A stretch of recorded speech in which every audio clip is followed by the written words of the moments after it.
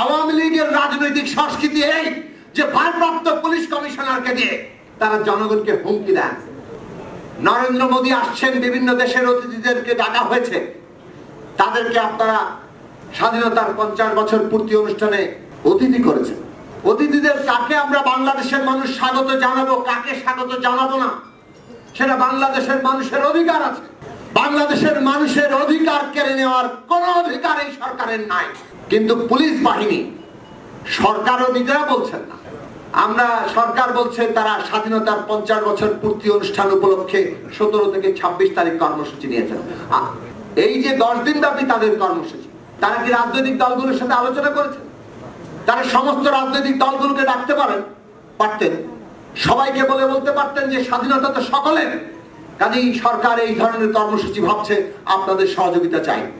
যে আগামী 26শে মার্চ বাংলাদেশের স্বাধীনতা যুদ্ধের 50 বছর পূর্তি। 26শে মার্চের আগে বাংলাদেশে এই ডিজিটাল সিকিউরিটি অ্যাক্ট বাতিলের ঘোষণায় সরকারকে দিতে হবে। আবারও সেই আলটিমেটাম সরকারকে স্মরণ করিয়ে দিতে হচ্ছে। 26শে মার্চের মধ্যে আমরা এই আইন বাতিল চাই। আমরা শোকসভার মধ্যে রাজনীতি নিয়ে আলোচনা করছি, কিন্তু আমাদের মধ্যে রাজনৈতিক অনুপ্রেরণা সৃষ্টির জন্য আমাদের একটা দীর্ঘ এবং কঠিন লড়াই করতে হবে। আপনারা এতক্ষণ যে বক্তব্য শুনলেন, সমস্ত বক্তাদের যে মূল কথা, যে আমাদের এখানে বিদ্যমান যে রাষ্ট্র ব্যবস্থা এবং এই রাষ্ট্রের পরিচালক যে শক্তি আজকে সরকার, তারা এমন একটা জগদ্দল পাথর হয়েছে যে এটাকে কেবলমাত্র আমাদের তাৎক্ষণিক সময়ের ক্ষোভ কিংবা উত্তেজনা দিয়ে আমরা হয়তো সরাতে সক্ষম হব না। অন্তত 12 বছর ধরে তো আমাদের কিছু অভিজ্ঞতা হয়েছে। কাজেই পুরো জাতির মধ্যে নতুন অনুপ্রেরণা সৃষ্টি করা দরকার। অনুপ্রেরণার জন্য কিছুটা ভাবনা চিন্তারও দরকার আছে। আজকের এই শোক সভায় ভাবনা চিন্তার আলোচনা হচ্ছে এবং সেই সব বিষয়গুলো আমরা মনোযোগ সহকারে শোনার চেষ্টা করি। আমি এখানে দাঁড়িয়েছি ঠিক বক্তব্য দেওয়ার জন্য নয়। 3 তারিখে আমরা একটা নাগরিক সমাবেশ ও প্রধানমন্ত্রীর কার্যালয় অভিমুখে পদযাত্রা করেছিলাম। ডিজিটাল সিকিউরিটি আইন বাতিল এবং মুস্তাক আহমেদ সহ রাষ্ট্রীয় হেফাজতে যাদেরকে হত্যা করা হয়েছে, নির্যাতন করা হয়েছে, তার বিচার বিভাগীয় তদন্ত এবং তার বিচারের দাবিতে আজকে আমরা শোক সভায় সেই দাবি পুনরুক্তি করছি। 3 তারিখে প্রধানমন্ত্রী কার্যালয়ে বিক্ষোভে পুলিশ আমাদেরকে থামিয়ে দিয়েছিল। সেইখানে সমাবেশে দাঁড়িয়ে ওই সভার সভাপতি ডক্টর জাফরুল্লাহ চৌধুরী, যিনি আজকেও সভাপতিত্ব করছেন, আমরা সেখান থেকে ঘোষণা করেছিলাম যে আগামী 26শে মার্চ বাংলাদেশের স্বাধীনতা যুদ্ধের 50 বছর পূর্তি। 26শে মার্চের আগে বাংলাদেশে এই ডিজিটাল সিকিউরিটি অ্যাক্ট বাতিলের ঘোষণায় সরকারকে দিতে হবে। তা না হলে আমরা আরো বৃহত্তর কর্মসূচি ঘোষণা করব। আজকের এই শোক সভায় আমাদেরকে আবারও সেই আলটিমেটাম সরকারকে স্মরণ করিয়ে দিতে হচ্ছে।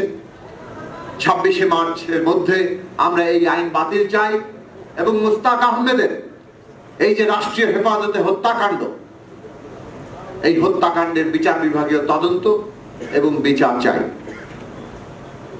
সরকার সেই কাজে সাড়া না দিলে 26শে মার্চের পরে আমাদেরকে আরো বৃহত্তর আন্দোলনের দিকে যেতে হবে। আজকে এই নাগরিক সভায় শোক সভায় যারা উপস্থিত হয়েছেন, 3 তারিখে যারা উপস্থিত ছিলেন, আমরা সম্মিলিতভাবে এই সংগ্রাম করছি। সংগ্রাম নানানভাবে অগ্রসর হয়।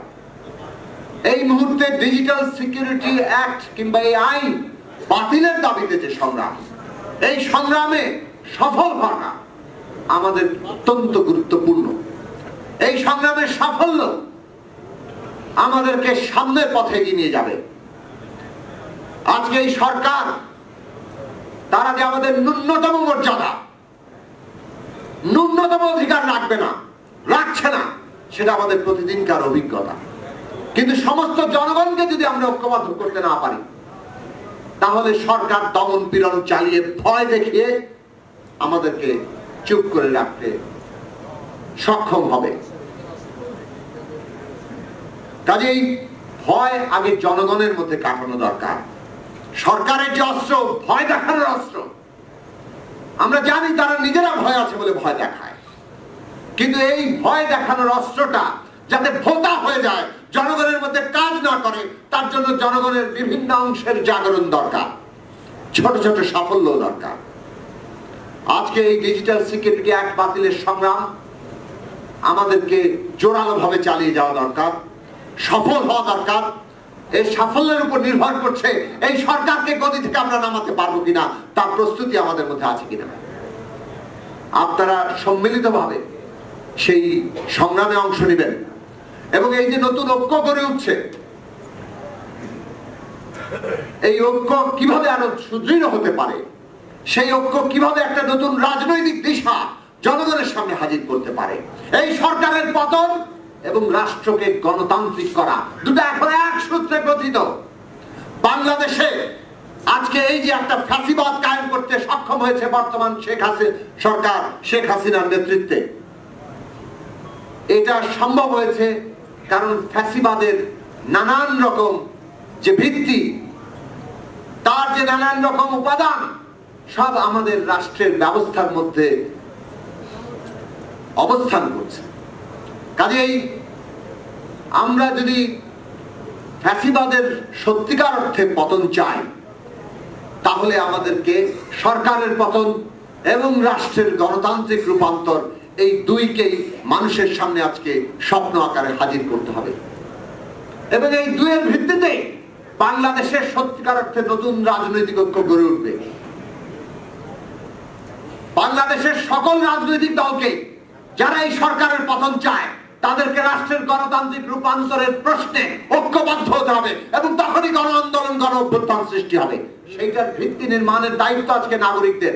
আজকে যারা বাংলাদেশের সত্যিকার অর্থে ভবিষ্যৎ নিয়ে ভাবেন, তাদের, আমাদের সিনিয়রতম প্রজন্ম এখানে উপস্থিত আছেন, যারা এই বাংলাদেশ নির্মাণের সাথে যুক্ত ছিলেন, যুদ্ধ করেছেন, বাংলাদেশের রাষ্ট্র গঠনের সাথে যুক্ত ছিলেন, রাষ্ট্রের পত্তনের সাথে যুক্ত ছিলেন, তারা এই 50 বছরের অভিজ্ঞতার পরে নতুন করে বাংলাদেশে নতুন ম্যাগনা কার্টা, নতুন দিশা হাজির করা দরকার যে এই রাষ্ট্র 50 বছরে কি করতে ব্যর্থ হয়েছে, কেন ব্যর্থ হয়েছে এবং কি করলে আমরা সত্যিকার অর্থে আবার একটা মর্যাদাকর রাষ্ট্র, মর্যাদাকর পরিচয়, মর্যাদাকর অস্তিত্ব আমরা নির্মাণ করতে পারবো।